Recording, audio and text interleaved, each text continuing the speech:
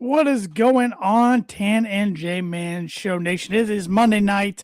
It's March 9th, 2026, episode 486 of the Tan and J Man Show is on the air on the ISC Sports Network, along with their YouTube channel and their Twitch channel, and on their Twitter, or X, I should say, and live on the Tan and J Man Show Facebook page and our YouTube channel. So hit that like button, that subscribe button, that follow button, that notification bell, so you know when we are going live each and every Monday night, and give us a 5-star rating and review on your favorite audio podcast platform too. That really helps us out. Free way to support the podcast. I'm Tanner Lee. Right alongside me on the screen, Josh the J-Man Month. Reporting for service. J-Man, how we doing on this nice sunny pre-spring day, since it's not spring till the 20th or 20 something?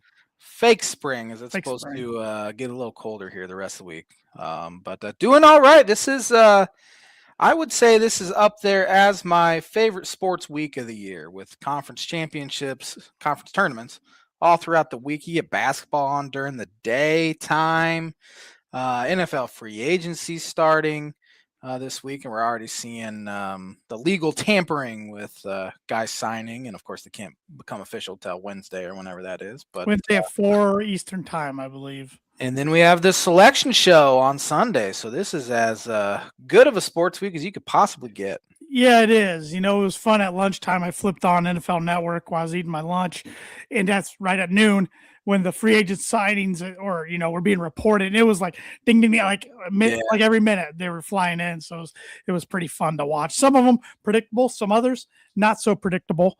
And we'll get into all that. But first, did you bring a birdie or bogey question with you for me this week? And what's the total so far, the running totals for the total? year? Let me bring it up real quick. You have a commanding lead so far. Commanding, yeah. And I have two questions prepared tonight, and I think I'm going to choose the more difficult one to hopefully get myself back into this thing. I like the strategy. And I might use the other one here in 2 weeks if my computer agrees with my clicking. We'll see. All right, come on there. Come on. You are up. You're even through February into March. You're even. That's pretty dang good. Yeah, considering where I was last year. Yeah, and I am 3 over. So you have a commanding. That's nothing. It's early. Lead. It's early. I've blown plenty of 3-stroke leads in my life. That is fair. Straightforward question. What college basketball team has won their conference tournament the most? Very good question. Yeah. And of course, some tournaments haven't been around that long. So okay, so this could be P4, G5. Sorry.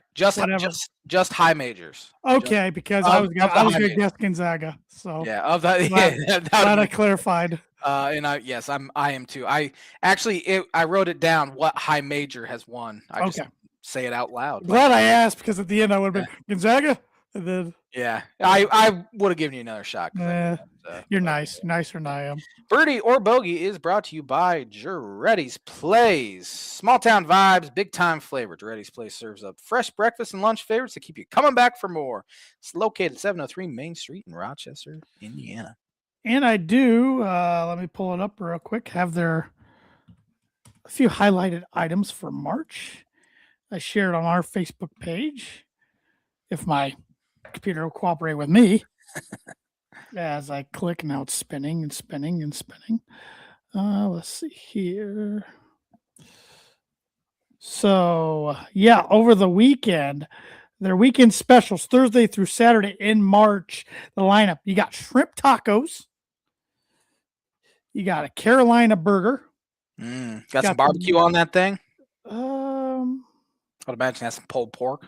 It says served on a sweet potato bun and stacked with coleslaw, hearty chili, and melted cheddar cheese. Comes with a side of crispy French fries, messy, savory, and absolutely worth it. New appetizers to try: broccoli cheddar bites and 6-piece boneless wings. Yummy. Sides worth subbing for: sweet potato fries and cheesy potatoes. And their soups for the week every day, like always, loaded baked potato. Thursday, creamy chicken wild rice. I've had that one. That's really good. Friday, cactus chili. And Saturday, broccoli and cheddar. So you can also order online for pickup or delivery. Really? Yep.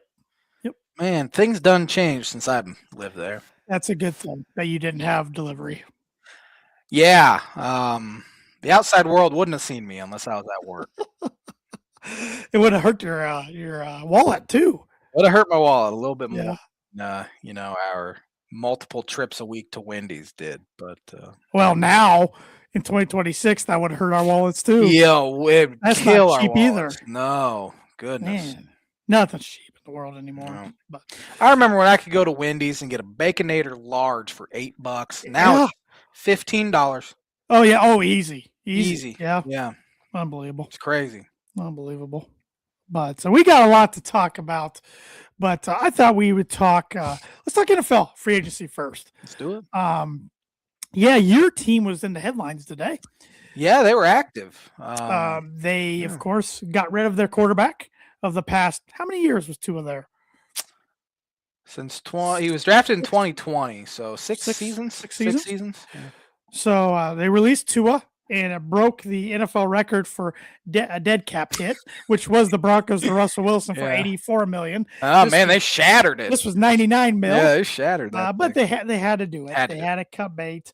Yeah. But they also picked up the number one rated free agent by many people out there, Malik Willis, who was lastly a backup in Green Bay, but he's had a stint in Tennessee, a stint in Green Bay, hasn't got to play a bunch, but when he has, he's done fairly well. It's a 3-year deal, $67.5 million with 45 of that guaranteed. How are we feeling there? It doesn't move the needle for me a whole lot. They have so many needs. You could argue they have needs at every single position except running back. And Aitken's going to be a free agent next year if they don't resign. Yes, he's going to be a free agent. I would imagine that he will be a priority to try to lock up because he's very, very good. Obviously, you need to figure out probably the quarterback situation first. That should be priority number one. And again, he's probably the best of a bad situation because it's either that, Geno Smith, Kyler Murray. Like, you know what you got in Geno, you know what you have in Kyler.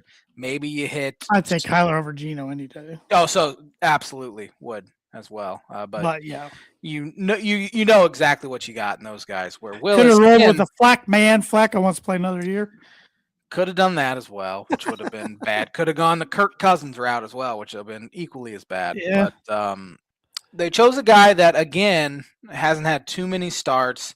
He was very, very good with Green Bay in his 3 or 4 start stint when Jordan Love was hurt. And obviously the front office and coaching staff are very, very familiar with him because they're Green Bay guys. Right. And so they have that familiarity. He has more upside, again, than those guys I just mentioned. It's just $67 million for a guy with a very small sample size is scary. $45 million guaranteed. Now, the good thing is he's not guaranteed any money after 2027. So it could be a 2-year thing. He stinks. Okay, whatever. You cut him. Cool. And again, I prefer him over taking a guy like Ty Simpson or whoever at 11 as well. Or getting into Daniel Jones sweepstakes. Hard pass. I think I'd prefer Willis at $67 million than Daniel Jones at 100 and whatever for sure. Yeah. But again, with all these needs, they have a brutal schedule on paper, and I don't see anything better than 6-11 or 7-10 again. And they've just been in that purgatory for years now, where I'd get out of. It really is. Just like in the NBA, you get, you're in the play-in game. They always talk about the 3 teams, the Hawks, Heat, and Bulls. And finally the Bulls decided, okay, we're going to actually do it right and tank. But those teams were always in the play-in game, and it's hard to get out of that because you're picking late lottery or, one pick pass lottery. You pick 10 through 20 in the NFL, and you have a hard time finding elite level players there. You can. But especially quarterback wise, but whatever. I'm glad they cut bait with Tua. He did sign with the Atlanta Falcons, which I think is a very good fit for him. He's been very good in a dome in his career outside of his game in Indianapolis this past season. I think he's 5-1 or 6-1 in a dome, 10 touchdowns, 3 interceptions in his career. They have some good weapons there with Drake London and Bijan Robinson. I think Kyle Pitts is a free Kyle agent. Pitts got franchise tagged. He did get franchise tagged. Okay, so he'll be back. Yep. So good weapons there. A very, very hurt quarterback room, though, in Michael Penix with no knees. And that's why Tua might be able to start week 1 because Penix don't know about his recovery yet. And honestly, I'd take Tua over Penix any day of the week. It is interesting. You have 2 lefty quarterbacks. Yeah, that is interesting. Very often. I mean, we went years without seeing even a lefty starter, and now you got 2 of them in the same room. And they were saying Drake London and Bijan Robinson are left-handed as well, even though you don't know by their position, but they are dominant left-handers as well. You know what? Respect from a fellow lefty. It's about time we see some more left-handed dominant people in the world. And I'm a closet Falcons fan now because of all there you go. Tua is actually right-handed. His dad made him throw left-handed. Interesting. So yeah, that's another interesting wrinkle. What else did Dolphins do today? Oh, they traded Minka Fitzpatrick to the Jets. 7th round pick, I think. Complete salary dump, which is why they only got a 7th. The Jets are paying his entire salary, so that freed up a lot of cap space for the Dolphins. So they're gonna stink, and I'm gonna be okay with it.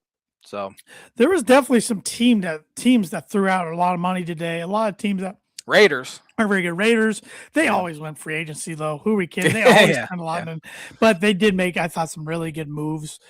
Tyler Lindenbaum, especially at center, for sure.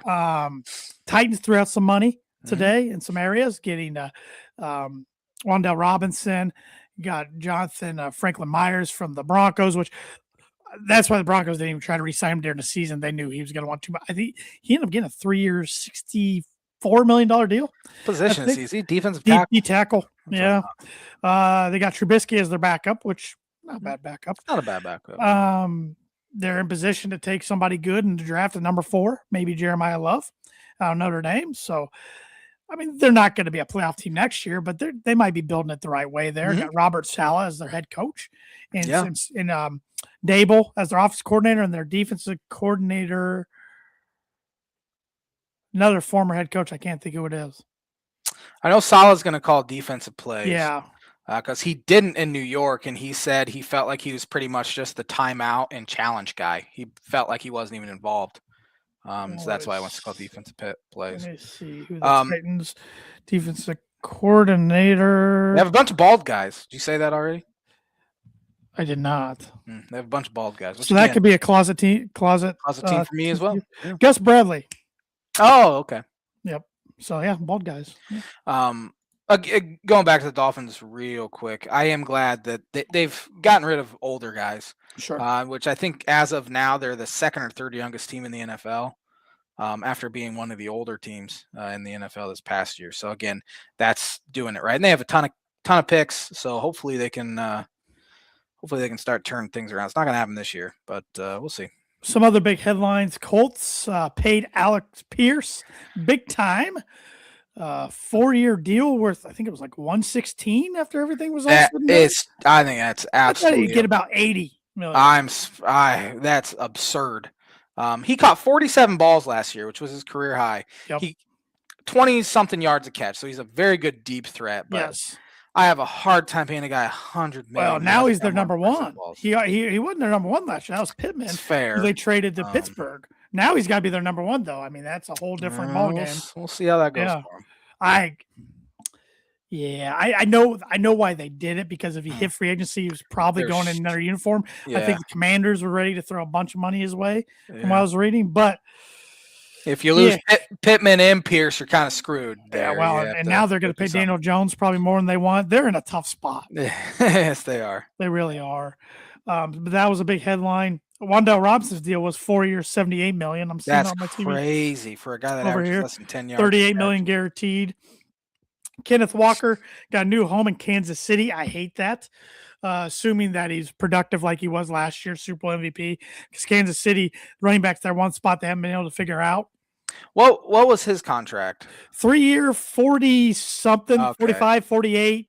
Yeah. Etienne got more with the Saints. Okay. Etienne got a 4-year deal.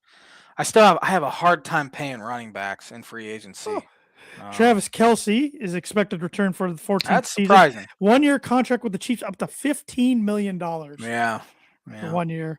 Was that one of our bold predictions that he'd retire, or have we just talked mine was about last year. Oh, okay. I checked because I went to update it today, and I thought, and I went over. We all of our predictions so far that haven't been wrong yet are still hanging on. So hanging on by a thread for now. You got your Tua one right though, Tua and Tyreek. Yeah. Out. So I think I said they'd both be cut before the league year. They designated Tua as a post June 1st. So I'm giving it to you. Close enough. Thad Mooney, Reed Blankenship to Houston, 3-year, $25 million.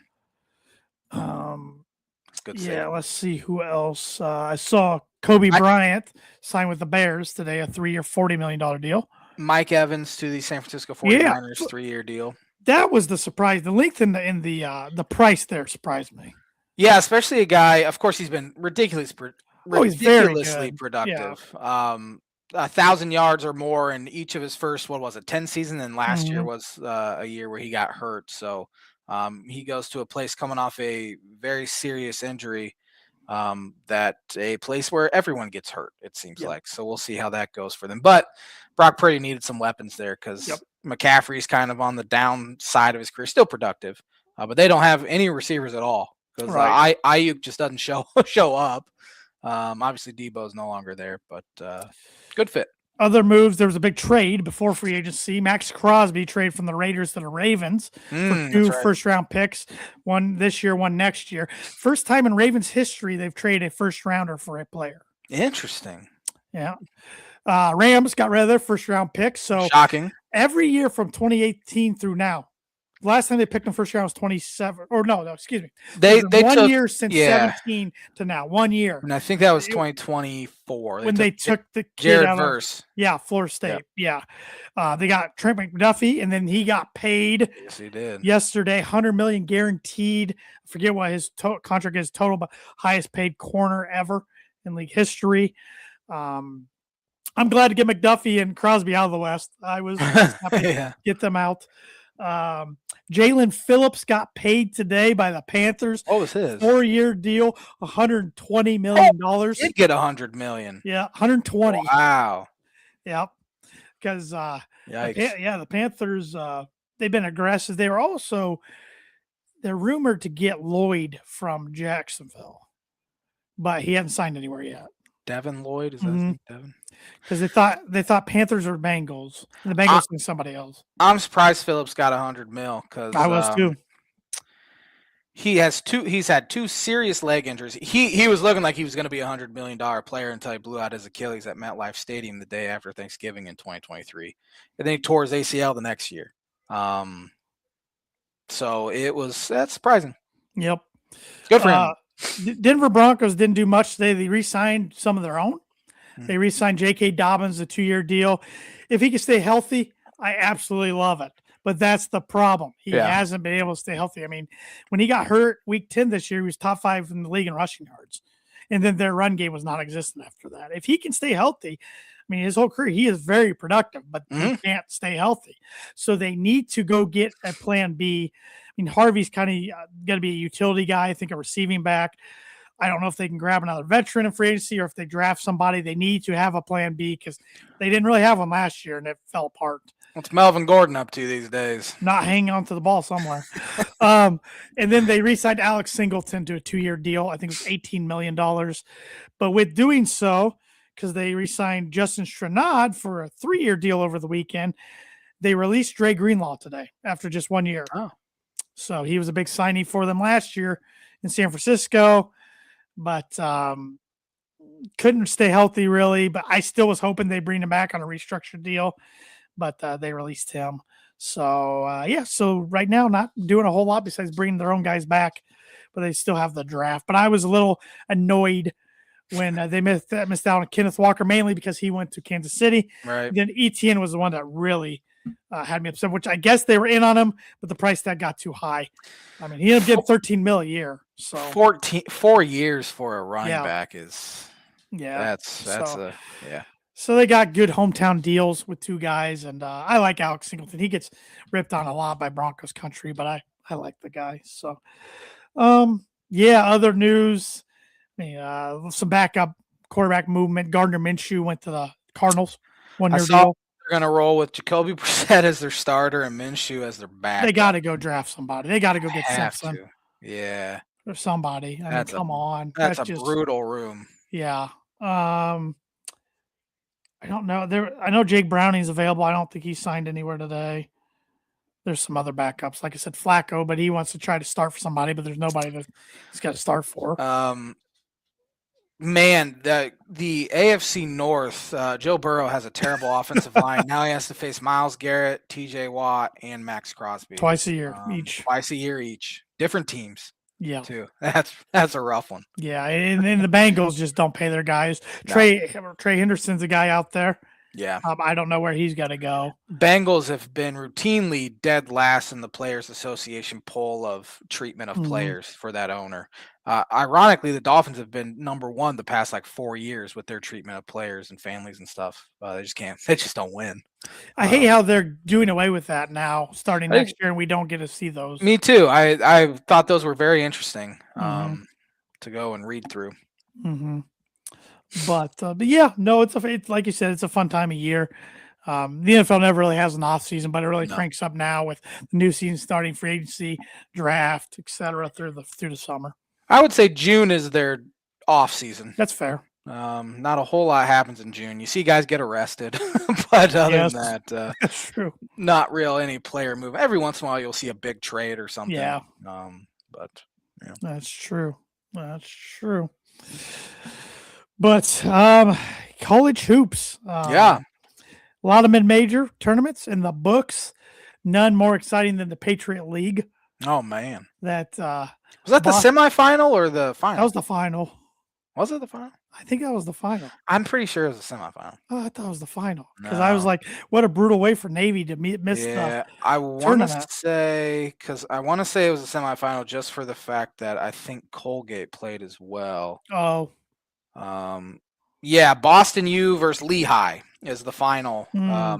The fight to get a 16 seed because they're both 17 and 16. Yeah, so, Navy was actually pretty good this year. Navy might have been 14 or 15 seed. Yeah, but those two. Yeah, Wednesday night. When was the last time Navy made the tournament? I don't remember. I'll go look it up real quick. I don't know. It was back in the Admiral days with David Robinson. Had to have been. Let's see here. Let me look up Navy college basketball. France. Speaking of, my dad actually saw David Robinson play at Navy because they played at Iowa, and he took my uncle. My uncle was a kid. Navy beat him? I don't know. I'd have to ask. Navy's been to the tourney 11 times. They have not made it since 1998. What a heartbreaker. Yeah, that is heartbreaker. John Perry is their head coach. Ed DeChellis was just coaching for them last year. Mm-hmm. So he just retired. The one game, I think my dad and I watched 2 minutes of them blow Army out on one Saturday. And DeChellis was in the stands, and they showed him and talked about him a little bit. So he's still around the program a little bit. My dad said Navy killed Iowa. Good. That game. So I might have to, while we continue to talk college basketball, I'm going to go look it up to see what it was. Yeah, but like you mentioned, the big conferences, the high majors are this week. There's a couple other mid-majors that are this week as well. But there's quite a few. Week. Yeah. Arch Madness was Arch Madness this year for sure. Yeah. I thought Illinois Chicago was going to make it. I thought they were going to do it. I did too, and they hadn't been in a long time. They would have paired them against Illinois. Oh, for sure. In that 15-2. For sure. No shot. It wouldn't have been Illinois. They like to do that crap. Oh, they do. I'm still mad at Loyola. Loyola probably should have been a 6 seed, and they ended up being an 8. But just annoying. But I don't know if the Horizon or the Horizon League, I don't know if theirs was last week or this week. Because that was part of my bold prediction was Purdue and Purdue would make the tournament. Theirs is this week. Okay. No, the tournament started last week, but they play at home up until the final 2 rounds. Purdue Fort Wayne's probably already out. I just didn't even I will go look it up real quick. That was a pretty bold one on my part. but the regular season's done for all college basketball. Yeah, the Big Ten standings definitely played out differently than you and I had them in our preseason predictions, which I got right here. You and I both had Purdue winning the conference. Yep. Unfortunately, for my part, that did not happen. And after tiebreakers came into play, they were the 7th seed. Yeah. The Big Ten tournament. Honestly, being a 7th seed might not be the worst thing in the world. Well, if I knew they could play up to their potential, it's the best path they could have. But I don't have a lot of confidence in them right now. We both had Michigan as runner-up, so we weren't too far off there. You had Illinois finishing 3rd. I had UCLA finishing 3rd, with Illinois 4th, and you had UCLA 4th. So not too far off on UCLA. I got a 6th seed. My 5th was Michigan State. They ended up getting the 3. Excuse me. Nebraska got 2. Your 5th seed was Oregon. Man, I was off. Everyone was off on them, though. My 6th seed was Oregon. Your 6th seed was Wisconsin. Okay, they got the 5. Your 7 was Michigan State. Mine was Iowa. Yeah. My 8 was Wisconsin. Your 8 was Ohio State, who's starting to play really good ball. And I think they ended up with the 8 after all that. Your 9 was Iowa. Mine was USC. I think Iowa ended up with the 9. Yeah, USC was not a good one. Well, they started 18-6 and then lost out. Yeah, that's true. So, yeah. Your 10 was Indiana. They got 10. I'm rolling. My 10 was Ohio State. My 11 was Indiana. Your 11 was Washington. Your 12 was USC. My 12 was Maryland. My 13 was Washington. Yours was Nebraska. We were way off on Nebraska. Everyone was, though. My 14 was Northwestern. Your 14 was Maryland. Your 15 was Northwestern. Mine was Nebraska. Oh, boy. Yeah. My 16 was Minnesota. Your 16 was Minnesota. And our 17 were both Rutgers. Our 18 was both Penn State. We nailed the Penn State one, at least. Yeah. I don't think we've ever been as far off on a team as we were Nebraska in our. No. And I don't remember ever seeing a media poll be as far off. I think coming into the year, the media poll had them 14 or 15 as well. Oh, yeah. I think the highest I saw was 13 in anything. Yeah, and they get the 2 seed. Yeah. I don't believe in them, but I probably should. I just don't. I don't know if it's the name on the front of the jersey that's getting me a little bit, because I said this after they beat Illinois in Champaign, that I think they're a good team, and obviously they turned out to be a good team. I'm still going to pick against them in the round of 64. Regardless, they get a 2 or 3 seed, which I don't think they can get a 2. I think 3 is probably their ceiling. I'm picking the 14. I'm just doing it because that's part of my bold predictions, I think. But it is. It just wouldn't surprise me to see them lose, because I just don't think they're all that great. It'll be interesting to see if they travel for once to Chicago for the Big Ten tournament. This would be the time to do it, right? For sure. Right. I still know if they will. Yeah. I would say obviously Purdue much closer, assuming Purdue can get past Indiana or Northwestern or Penn State or Northwestern. Because that's the thing. If Northwestern beats Penn State, they play Indiana, who they just beat a couple weeks ago. Yeah, and Indiana had a blowout win against Minnesota, but then we're just horrendous, and they've been horrendous for They're on the wrong side of the bubble right now for sure. Definitely. They obviously cannot lose to Northwestern or Penn State. Have to beat Purdue in order to get in. I think scares me to death. I would say even if they beat Purdue and then lose to Michigan State or UCLA or whoever, I think they'd maybe in Dayton. Yeah, but I think they'd get in if they beat Purdue. Which history says they won't play Purdue because they've played once inaugural '98. So maybe this year should be the year. But again, Nick Martinelli's not going to go down without a fight, especially in Chicago. Which bringing him up, I want to do this before I forget. My dad said if we had time, we could do this. We could try to help him out.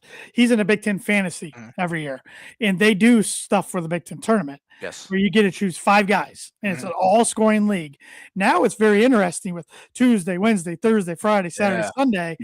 Do you take somebody like Martinelli, knowing he's going to be a bucket getter and probably going to play at least 2 games, or do you try to take maybe some Purdue guys who have, even though they're not playing well, have a path that looks favorable if they can play well? Or do you take the heavy hitters like Wagler, Michigan guys, Michigan State guys? What would you do? Who's 5 guys you would take? Oh, that's a great question because there's definitely more of a strategy to it now with all the games. But at the same time, if you're playing a lot of games, it means your team stinks. So you're probably not going to play that many games. Yeah. I would still take Martinelli because I think you're good for at least 44 points, through 2 games. I would take him. I would take Bruce Thornton because I think he's going to play 2 games.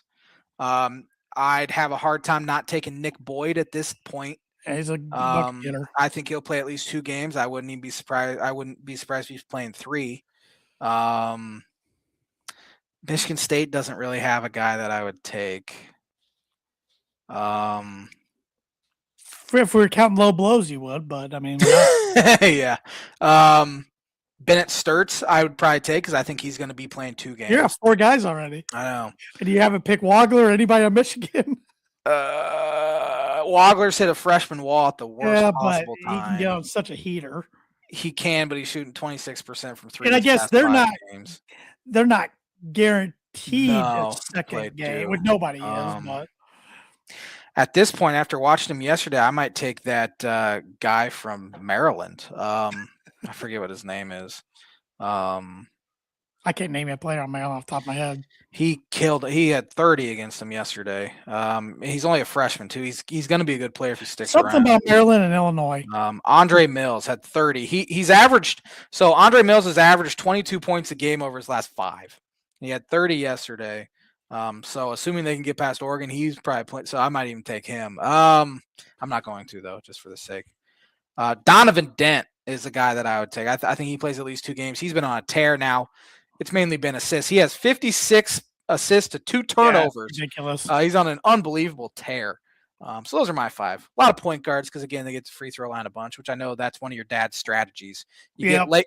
You get late in games. I remember talking about this years ago when we would do the fantasy, Big Ten fantasy when he was in. He said I like taking point guards because if they have a lead late, they're the ones that's going to be getting the ball and get a free throw line. There's opportunities for 2 points there. So. It does make it tougher with all the or more strategy, I should say. I still think you gotta get Yaxel in there just because they're probably gonna make it a Sunday, and that's 3 games. He's got to get his. Maybe Merez Johnson too. Yeah. I would say they get to Sunday, so that's 3 games. But I'd probably throw Yaxel in there instead of Dent. And if I was to take a Purdue guy, I'd take Trey Kaufman-Renn. He's been the most consistent. If he can stay out of foul trouble, he's going to get his points. Braden was finally looking for a shot Saturday. From what I heard, I didn't get to watch any of the game. So none. So from what I heard, he was looking for his shot and had 20 points, 9 assists. He definitely did early. He was shooting it a bunch early. And Fletcher played well, but he's been trouble having with his consistency. So all year. Really past 2 years. I heard a crazy stat this morning. CJ Cox, 0 turnovers in Big Ten play. Wow. Yeah. Which I know he's not a point guard, but I'm like, that's really strange. PJ Thompson went through stretches where he was point guard and he didn't turn it over at all. No, he was pretty efficient with the ball. Yeah. He was a good free throw shooter. He was not fundamentally sound. Too much about Illinois, but I know Trent Frazier had a stretch his senior year where he had, I think, 8 straight Big Ten games without a turnover. That's pretty crazy. So, yeah. He's one of your all-time faves. I know. Our player of the year predictions, we were both off. You had Braden Smith. I actually had Trey Kaufman-Renn. It's gonna be Yaxel. Yeah, I think. I can't imagine it's anyone else. I still think Dusty May's coach of the year, even though I could see Horberg, but I think Dusty will get it. Wagler will get freshman of the year. Yep. That dude on Nebraska will get 6th man. Frazier, there's rumors swirling around that has 1 foot out the door already. So we'll see where their heads are at. There was even a picture of him yesterday where it's a timeout. The team is, kind of by the free throw line. He's sitting on the bench still with his head down. So, but maybe he already knows where he's playing next year. Maybe. But it'll be interesting to see who all makes the all-conference teams. I hate the all-conference teams that have 10 guys. Yeah, stupid. The purpose. The Big 12 did it today. ACC had high schools do it all the time. 6 guys now. on there. Yeah. I like the Big 10 still sticks with 5. So, and it's a fascinating one because you have so many good high end players that somebody really good is going to be left off of the first team. So, when does that come out? Does that come out tonight or tomorrow? It used to be on Monday, but I feel like it's Tuesday during the day, like noon. Now. I know the ACC did theirs today. Okay. Kid from Duke won the Boozer. I think it was Boozer. It's gotta be Player of the Year, yeah. And Shire won Coach of the Year. Boozer's probably gonna win National Player of the Year, I'd imagine. I would say, yeah. Yeah, it was Boozer. Yeah. I didn't see who else. I didn't care. I don't like the ACC, so I don't care. Yeah. But yeah, I didn't watch a lot of college basketball this past week. So. No, I watched first half of the Purdue game. I didn't watch the second half at all. Didn't watch any of the Indiana game. I liked the Big Ten when they spread them out a little more because the first game was at 3:15 Central Time, and then but I like the games to start at 11 and then 1, but that didn't happen. Yeah. Then I watched the Illinois game yesterday, and that was it. And I watched a little bit of the Illinois game, a little bit of Michigan State, but that was it. Yeah. I watched some golf yesterday. Oh, there you go. Arnold Palmer, Ricky Fowler finished 9th, so first top 10 of the year. So yeah, playing well. If you could just figure out how to play on a Saturday, that would really be nice. But because he's 60th in the standings, and I think for the world rankings, he's got to get up to top 50 to get in the Masters. I was just about that. He's got the Players this week, and then the Shell Houston Open. He's got 2 tournaments. Yeah. So if he can get top 20s in both, he probably makes it. So he's playing well. When's the last time he's played in the Masters? I think 2 years ago. Oh, he did? Okay. Because he won a tournament like 2 years prior or a year prior to that. But he's missed quite a few in the last 5 or 6 years. And it's a course he usually plays well at the Masters historically. So yeah. But let's go through the Big Ten tournament here and see who we think's going to be playing on Sunday and ultimately winning it. I got to find the brackets. Here we go. Starting tomorrow with Maryland versus Oregon. Illinois played both these teams over the past week, and Maryland was much better. They have not given up on the season. They played much harder, and they were much more physical than Illinois was yesterday, which is concerning in its own right. That the team that's 11-20 or whatever they are. But Oregon gave up, and I would imagine that continues. And so give me Maryland to win that one. I'll take Oregon to be different. I don't know. I don't think it matters. I think they both stink. Teams win one game. So the winner plays Iowa. Penn State, Northwestern. Give me Northwestern. Penn State has given up on the season. They're not playing at all. I saw a loose ball yesterday where the big guy didn't even get on the floor. He tried to reach down and pick it up, and it was awful. Yeah. It was terrible. Yeah, I like the Cats in that one as well. Yeah. All right, so back to the top of the bracket. You got Maryland versus Iowa. I have Oregon versus Iowa. Iowa has been close against top 10 opponents here the past week, but they've also lost to Penn State within the past 8 or 9 days. I don't think it should matter. Give me Iowa. I like Iowa there as well. And then it would be went too far down. USC versus Washington. USC has 100% given up. Give me Washington. Yeah, I'll take the Huskies there as well. Winner plays. Will either team have a single fan that's not a parent there? No. I would say no. Actually, probably have like one, but yeah. Is there any some alumni that play on the Bears or Bulls or something? I don't know. I guess Caleb Williams could be there. He was at the yeah, he was at the Illinois USC game in USC a few weeks ago. All right, so we had Northwestern beating Penn State, Northwestern, or Indiana? Give me Indiana. I think they get it done. I think IU would get a rematch done, but that would be a good game. I think so, too. Rutgers or Minnesota? Give me Minnesota. I like the Golden Gophers there as well. So we both had Iowa defeating Maryland/Oregon, which should make the 8-9 game Iowa and Ohio State. Give me Ohio State. They have been playing some really good basketball the past couple weeks, and I think they're a lock too. Yep, I think so too. Give me Ohio State in that one as well. Wisconsin against Washington. Wisconsin's also rolling. Give me Wisconsin. I'm taking Wisconsin as well. Purdue against Indiana. Give me Purdue in that one. I will take Purdue as well, even though knowing Indiana really needs that one scares me to death. The series split 1-1. I would say Purdue needs that one to keep off the 4 seed line. Yeah, I agree. They got a lot to play for. Just the thought of Indiana win the season series 2-1 on top of winning national championship in football, just miserable. Minnesota versus UCLA. UCLA struggles when they travel east. They won't have many fans. Minnesota just beat them. That was in Minnesota. Give me UCLA though in a very close one. That might be that and Ohio State. Iowa might be the game of the second round. I like the Bruins there as well. And that gets us to Friday. We'd have a rivalry game if it's chalk. Ohio State versus Michigan. Give me Michigan. Michigan, a close one. These two teams in Big Ten tournament history usually play pretty good games. Yeah. Never forget the Evan Turner game in 2010 where he hit the half court. Michigan's kind of due. Yeah. I wouldn't say they played all that great this week, and they found a way to win both of them. Right. Could have easily lost at Iowa. Right.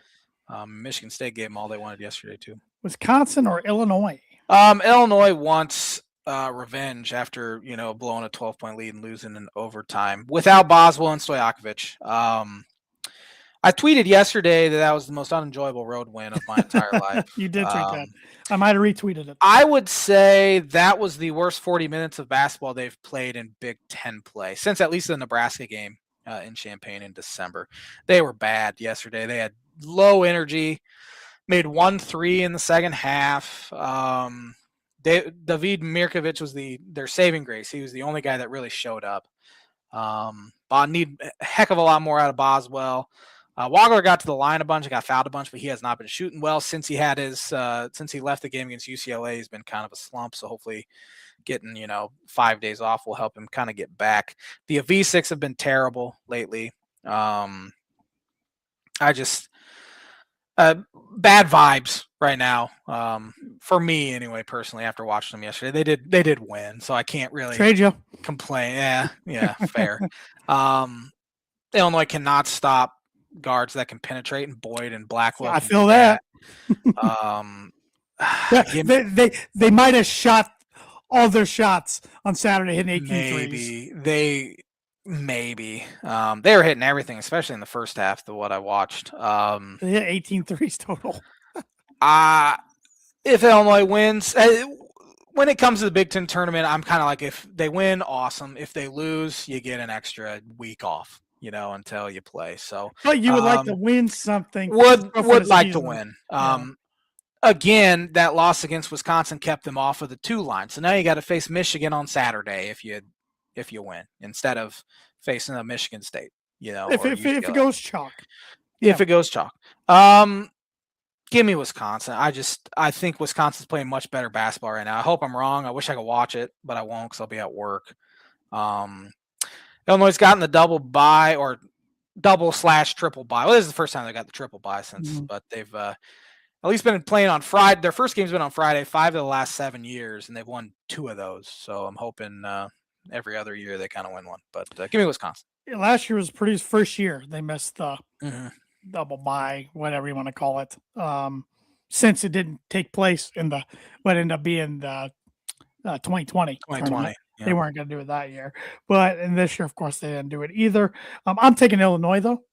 I think it'll be a good game, but I think it'll be pro-Illinois crowd. I think Illinois finds a way to get done. Wisconsin will have a good crowd there, too, because I would say Madison is equidistant to Champaign. I would think Champagne's maybe a little closer, but not that much. I think Illinois will have a good crowd. Wisconsin will have a good crowd. Michigan will have a good crowd. Michigan State will have a good crowd. Yeah. Indiana, if they win a game, they'll bring some. Purdue will have a pretty good crowd. Ohio State doesn't care. They really don't. I don't know about Nebraska. So. I think Nebraska will travel. I think Iowa doesn't really care about men's basketball. If it was women's, I think they'd sell the place out. But or football. I think this will be the year Nebraska brings a ton of fans. They brought a good amount of fans to Minneapolis too a few years ago when Illinois played them. But Nebraska and Purdue. Give me Purdue. I like Purdue's draw. Again, don't believe in Nebraska. Yeah, I don't have any reason to be confident in Purdue right now. The way they've played, they did beat Nebraska when they played, and they were up a ton. But Nebraska fought and plays overtime. But something about that matchup I do like, so I'm taking Purdue in that one. It's a matchup where Purdue has the size advantage, which they don't really have all that much. They already beat them early in the year. Of course, it was a 22-point lead to, down one in overtime at one point. But I like that matchup. I don't believe in Nebraska. I mean, Purdue's going to get theirs. This is one of the better Purdue offenses I've ever seen, if not the best.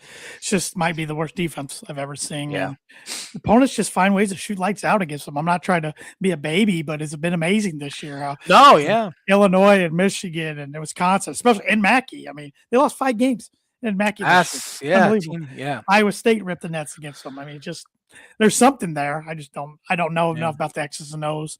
Eventually, a team's just not going to shoot very well. That's what my dad keeps saying. But Wisconsin did that the first time against them. They couldn't hit water if they fell on a boat. This time they hit everything. What else was I going to say? I was going to say something else about Nebraska. Oh, they're scary though because Price Sanford can go off. Sure. Frazier's a good shooter. Hoiberg's a hustle dork, but he's at least a pretty good one. Well, Mass kills Purdue. Any big guy who can pick and pop kills. Yeah, Purdue, that's Mass. Yeah. So. UCLA, Michigan State. Michigan State. I like Sparty there as well. So semifinals, you have Michigan against Wisconsin. I have Michigan against Illinois. Wisconsin gave Michigan their only Big Ten loss this year. I don't think it happens again. Give me Michigan. Yep. Michigan got the better of Illinois. The one time they played, I just think Michigan's too good. Give me Michigan. And then Purdue against Michigan State. Give me Michigan State in that one. I think I'm scared. I think this is Izzo's best chance to get to a Final Four in years.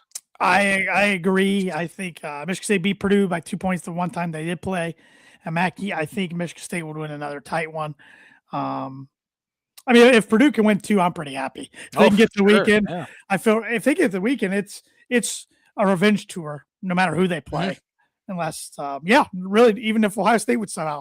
I mean, it's a revenge tour. Michigan, Illinois, Wisconsin, Nebraska, UCLA, Michigan State. I mean, So give me the weekend, see what happens. The one thing for me that I'm glad Illinois did get the 4 seed is they won't have to play Purdue until the championship game. I want another crack at you. I was dreading it because all week I'm like, it's pretty locked in. Illinois is going to be the 4, Purdue's going to be the 5, and Purdue ends up losing. I'm like, man, I talked so much trash after Wagner went off. I don't want to I would have done the same. Oh, I know. I'm like, man, I don't want to hear it from them. But even though I 100% deserve it. That's all right.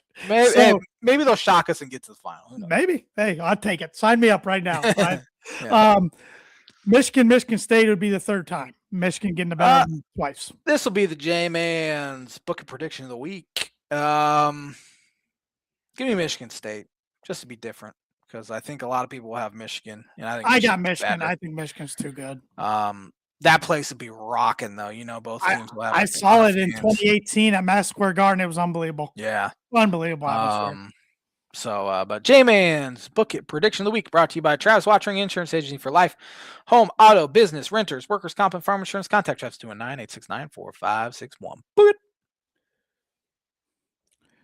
I don't know if I got the NFL Network over here.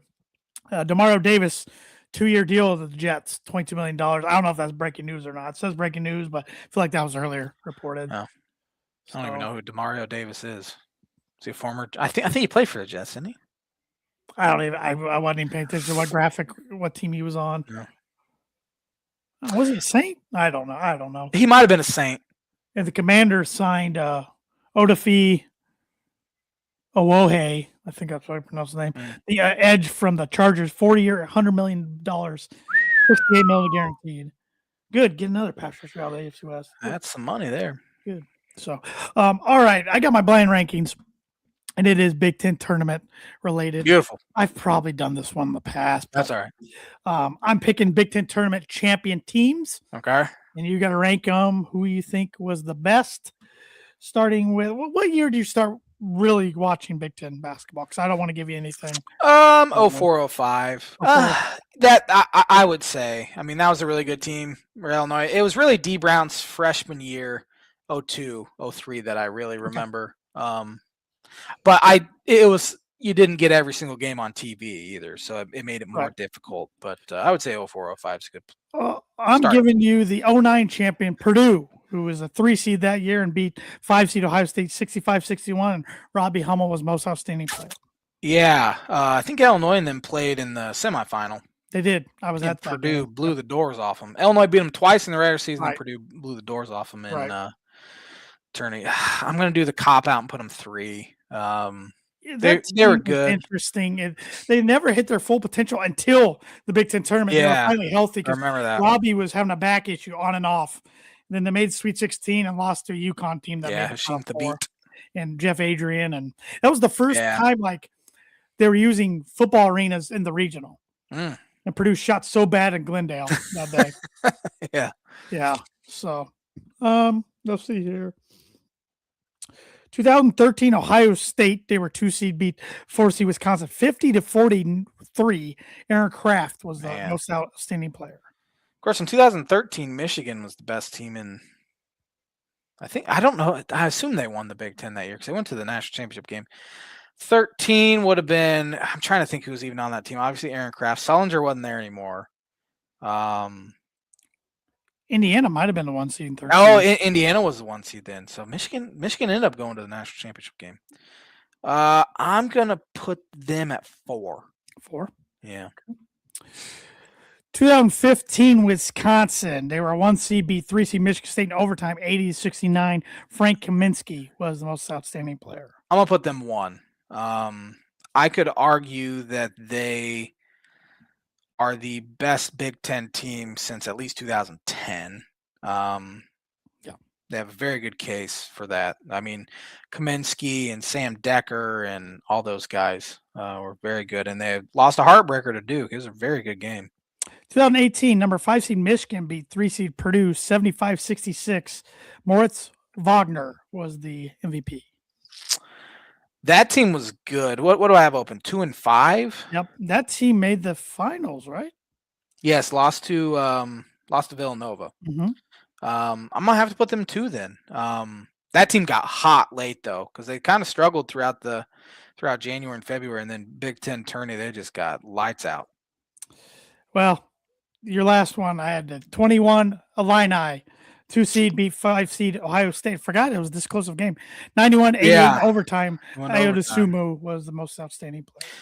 It was a 3-point game, but it's because C.J. Walker hit a 3 as time expired. To make it There's a name I forgot about.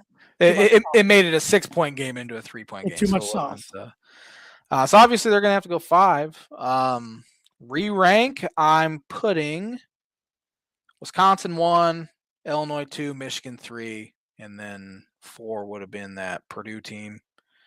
Then 5 was the Ohio State 2013, which I'm okay with. I think most of these teams, if I gave you the winner, you could give me the most outstanding player. Okay. I'm going to quiz you on one here because this surprised me. 2008 Wisconsin, who beat 10 seed Illinois 61-48. Who's the most outstanding player for Wisconsin? 2008. I wasn't able to watch that because I was on an airplane. I remember I checked the score once we landed. It was spring break.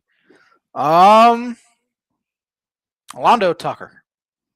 Marcus Landry, Carl's little brother. Man. I completely forgot about him. I don't think Tucker was on that 08 team. Anyway, I think he was older. Earlier, yeah. Lockport's fine. One more real quick. How about 06 Iowa?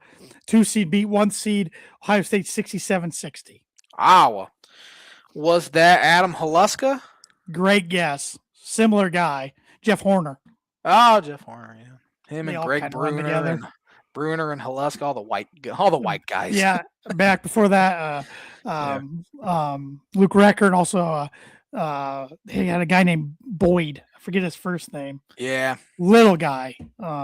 Yeah. Oh man, good stuff.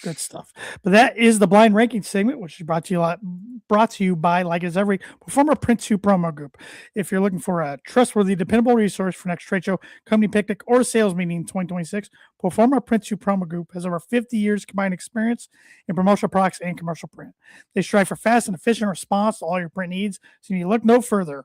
Let them be your one-source print and promotional company today by giving Barbara Van Weinsberg a call at 574-210-3815. Do you want to get educated before we go? Yes, I need it. It feels like a Monday today because it is a Monday. It is Monday, and it's daylight savings time, which That's makes true. me feel worse. 1936, Babe Ruth turned down the Cincinnati Redlegs to make a comeback as a player. What a great decision. Who wants to play for that organization? On this day in 1957, North Carolina beat South Carolina in the ACC basketball tournament. South Carolina was in the ACC. Yeah. All right, so that might give me a clue if the ACC tournament's that old. Well, okay. Maybe. 1961, Philadelphia Warriors center Wilt Chamberlain scored 67 points. He's in this every other week anymore. Yeah. Let's see here. 1979, MLB Commissioner Bowie Kuhn orders baseball to give equal access to female reporters. Good on him, as he should. How far could you go back with MLB commissioners, do you think? I couldn't name you past Selig. Oh, okay. I thought maybe you could get back to this guy somehow. No. Was this guy before Selig? Like, was he the last one before Selig? Couldn't tell you. I think there was a guy in between, but I'm not 100% sure. I couldn't do any of them. NBA could get you 2. Yeah, NFL I could get you 3. No, 2. Goodell and Tagliabue. Well, who was right before Tagliabue? I could see his face. I can picture him from the 1983 draft. Yeah, I don't remember. Yeah. On this day in 1995, baseball awards a franchise to Tampa Bay, which were then the Devil Rays. I guess good decision. On this day in no more. There are no more. That is a rough one today. Short list today. Yeah, short list today on March 9th. But next week will be jam-packed, I'm sure, with the tournament. So, but that is the On This Day segment, which is brought to you by Blue River Digital. Blue River Digital is a full service smart marketing agency. They help businesses simplify marketing and grow with intention. Their focus is on systems, strategy, and long-term results, not hype or one-off tactics. They offer digital marketing, website development, graphic design, printing and direct mail, signage and vehicle graphics, corporate apparel, promotional items, and AI and automations. They work with small, medium, and large businesses spanning across the United States with a strong presence in Northern Indiana. Contact them today at 260-248-2749 to see how they can help you with your digital marketing. Anything else before you hear the birdie bogey? Man, I can't think. It's just. Who do you? Let's go high majors. Who do you have winning the Big 12? Turney. Arizona. I have Houston. What about ACC? Duke. SEC. I want to say Florida, but I'm not going to say Florida. I'm going to say Florida. They're rolling. I know. I'm sick of all these like 1 seeds and 2 seeds. I know. Let's pick somebody. SEC. How about Tennessee? I don't know. Throw a dagger out there. I think Auburn has to get in. Hopefully they have. I can't believe they think they're in one game above 500. I can't either. Actually, switch it. Georgia. I'm doing Georgia. All right. That would be a major wrench. All right. Yes. I don't like Tennessee. I can't pick them for anything. I was going to say, I was surprised you picked them. Yeah. Big East. UConn. I'm going to say UConn. Although they've been kind of limping to the finish line a little bit. Yeah, I'll take UConn, even though I want to say St. John's. But yeah. Not Butler. Give me DePaul in the Big East when they make it. Better chance than Butler. What high major has the most conference tournament championships? Well, I was thinking about going with an ACC team, and then you said that about North Carolina and South Carolina way back in the day. I'm like, okay, that might be the oldest tournament. So I think it's got to be somebody. But then I'm like, okay, which one of the two am I going to go? Am I going to go UNC? Am I going to go Duke? I'm going UNC. Good guess, but that is incorrect. It's not Duke either. No? But somebody in the ACC? No. Oh. The SEC tournament has been around since 1933. Wow. Kentucky. With 31. That makes sense. Duke is second with 24. Okay. Kansas has 12. UNC doesn't even have that many. Wow. No. Arizona. I'm sorry. UNC might have more than 12. I just went high major conferences in which one has the most. Yeah, gotcha. So Kansas has the most in the Big 12 with 12. Makes sense. Arizona had the most in the Pac-10, 12 with 9. Michigan State has 6. I knew Big Ten started 98 and knew it wasn't going to be Big Ten team. Yeah. Didn't even think. Yeah, Kentucky and the SEC, that makes total sense. The Big 12, I think, has been playing their tourney since the 80s. Yeah. Big Ten was new. I mean, but, they had 10 teams and they got to 11. Yeah. I don't know what made them start in 98, though. I don't know. Yeah. But money. Thanks for watching the Tan and James. Actually, did you do the read for On This Day, or did I space that? I did it. Okay. Yep. I'll be here all night if you need me. Thanks for watching the Tan and J-Man Show. We'll be back at it with another episode on Monday to preview the bracket. Have a great week, everybody.